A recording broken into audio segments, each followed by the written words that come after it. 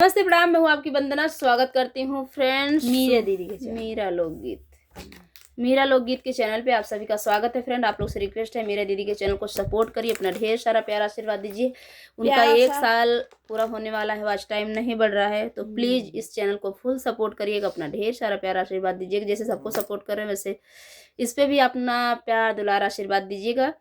और सभी sisters request है, एक दूसरे का जब तक वीडियो नहीं देखेंगे तब तक कुछ भी नहीं होने वाला है। आप लोग एक दूसरे का वीडियो देखिए, अपना अपना वीडियो आप लोग लेके पड़े रहते हैं, कमेंट छोड़ चले जाते हैं। कम से कम आधा वीडियो तो ज़रूर देखिए, ना पूरा देख सके तो।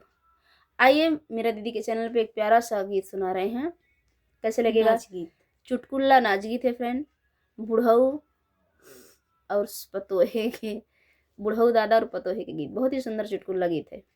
हमार बुढ़ऊ की टोपी लगावई, हमार बुढ़ऊ की टोपी लगावई। जब हमरे बुढ़ऊ के भइल देखू अरिया, जब हमरे बुढ़ऊ के भइल देखू अरिया। हमार बुढ़ऊ बार बंगला कटावई, हमार बुढ़ऊ बार बंगला कटावई। हमार बुढ़ऊ की टोपी लगावई, हमार बुढ़ऊ की टोपी लगावई। जब हमरे बुढ़ऊ के भइल बियाहवा, जब हमरे बुढ़ऊ के भइल बियाहवा। हमार बुढ़ऊ स्नो पाउडर लगावई, हमार बुढ़ऊ स्नो पाउडर लगाव।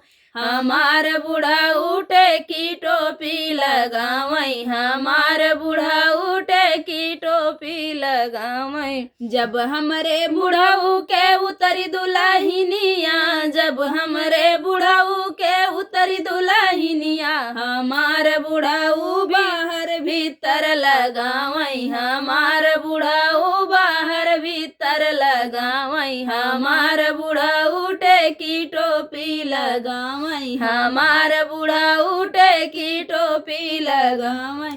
जब हमरे बुढ़ऊ के भइल बिटियावा, जब हमरे बुढ़ऊ के भइल बिटियावा। हमार बुढ़ऊ लगे फांसी लगावई, हमार बुढ़ऊ गले फांसी लगावई। हमार बुढ़ऊ की टोपी लगावई, हमार बुढ़ऊ की टोपी लगावई। जब हमरे बुढ़ऊ के भइल बेटौआ, जब हमरे बुढ़ऊ के भइल बेटौआ। हमार बुढ़ऊ सोना चानी लुटावई, हमार बुढ़ऊ सोना चानी लुटावई।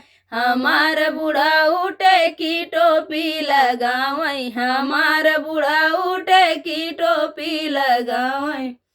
तो फ्रेंड, टेकी टोपी वाला गीत आप लोग को कैसा लगा कमेंट बॉक्स में बताइएगा। और दीदी के चैनल को सपोर्ट करिएगा, अपना ढेर सारा प्यारा आशीर्वाद दीजिएगा।